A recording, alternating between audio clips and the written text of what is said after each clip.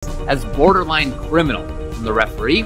I see this as, it's hard to say there isn't some kind of foul play here. I'm not one to build conspiracies or anything like that, but it just seems like the ref got it wrong.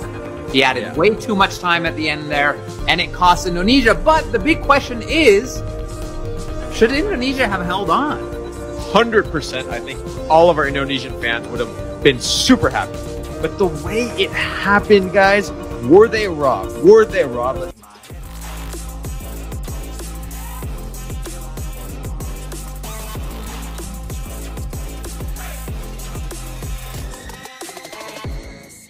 Dapat smash. Masih lagi 80,000 tetap berganjak nyanyi lagu Tanah Airku kerana diorang setuju dengan proses kenegaraan tu. Ini kita just nak cakap aku cukup suka dengan progres Indonesia. Aku cukup suka. Entah kenapa. Sebab ini adalah bukti bahawa kalau kita kekal berprinsip, tak kisah pemain apa yang keluar masuk, pemain mana keluar masuk, tapi kita kekal Hebohkan sepak bola Asia, 50 media top Eropa sampai sebut Indonesia begini, usai kalahkan juara Piala Asia Uzbekistan 2-0 di Piala Kemerdekaan. Turnamen Piala Kemerdekaan 2025 baru saja menorehkan cerita luar biasa yang membuat sepak bola Asia berguncang.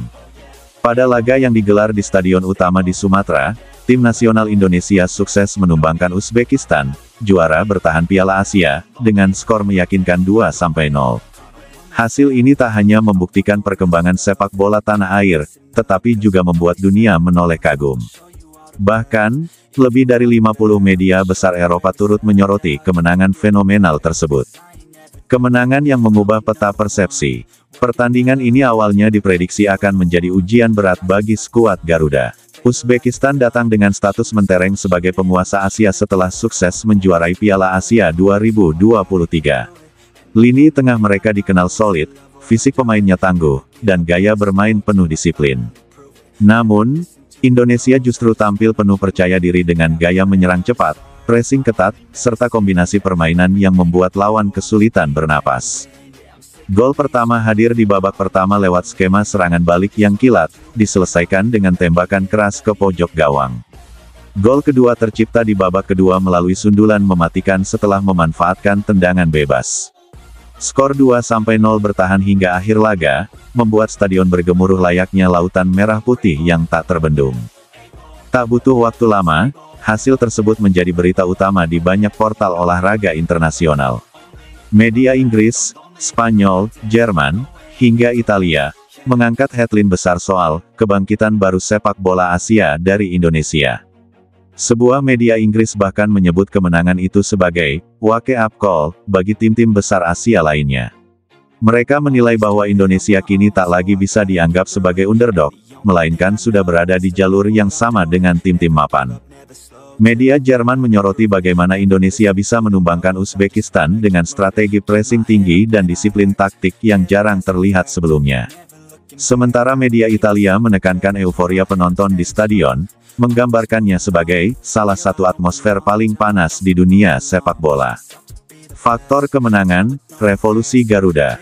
Kemenangan ini tentu bukan datang begitu saja. Sejak setahun terakhir, PSSI di bawah kepemimpinan Erick Thohir melakukan transformasi besar-besaran. Mulai dari peningkatan infrastruktur stadion, pembinaan pemain muda, hingga strategi jitu mendatangkan pemain keturunan dan naturalisasi bintang Eropa.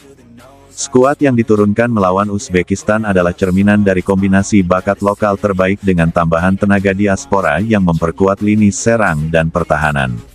Hal inilah yang membuat Indonesia kini memiliki kedalaman skuad setara dengan tim papan atas Asia.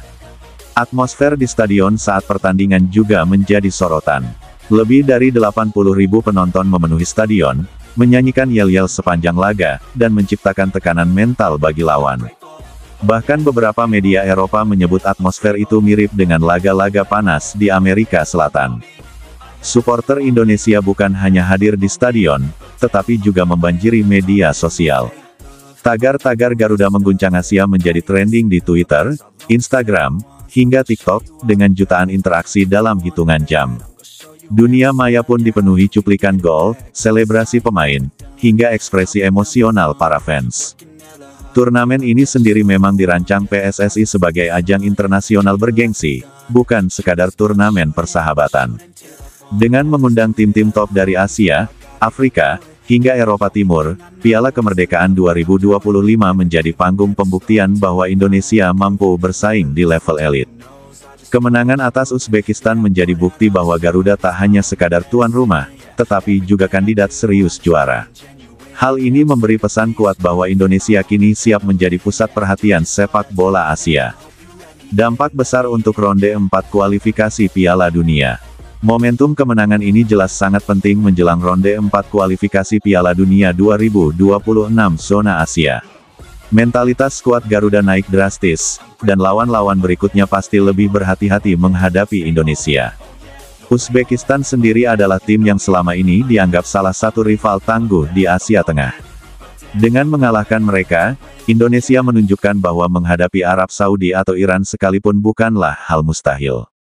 Kemenangan ini juga semakin memperkuat posisi Indonesia di mata FIFA dan AFC, karena keberhasilan mengalahkan tim juara Asia di ajang resmi yang diakui. Tak hanya soal teknis lapangan, kemenangan ini juga membawa dampak keluar lapangan. Banyak media menyoroti bagaimana turnamen Piala Kemerdekaan 2025 berhasil menarik perhatian dunia, meningkatkan sektor pariwisata, serta mengangkat nama Indonesia di mata internasional. Hotel-hotel penuh, restoran dipadati pengunjung, dan bisnis UMKM meraih berkah dari ramainya supporter lokal maupun asing yang datang. Pemerintah pun menilai bahwa sepak bola bisa menjadi diplomasi lunak untuk memperkuat citra Indonesia di kancah global. Optimisme baru supporter. Euforia kemenangan atas Uzbekistan juga menciptakan optimisme baru di kalangan supporter. Jika dulu banyak yang pesimis Indonesia bisa bersaing di level atas, kini kepercayaan diri itu semakin besar. Supporter mulai berani bermimpi bahwa Garuda bisa lolos ke Piala Dunia 2026.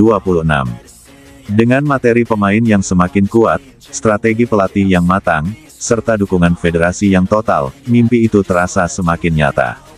Kemenangan Indonesia 2-0 atas Uzbekistan di Piala Kemerdekaan 2025 adalah lebih dari sekadar hasil pertandingan. Ini adalah simbol kebangkitan sepak bola Indonesia, revolusi yang kini mulai diakui dunia. Media Eropa yang menyoroti kemenangan tersebut menegaskan bahwa Garuda telah membuka mata dunia, sepak bola Asia tak lagi hanya milik Jepang, Korea, atau Iran, tetapi kini ada kekuatan baru dari Asia Tenggara yang siap mengguncang. Dengan momentum besar ini, Indonesia bukan hanya sekadar peserta, melainkan calon besar di panggung dunia. Garuda sudah terbang tinggi, dan dunia pun kini menoleh penuh kagum.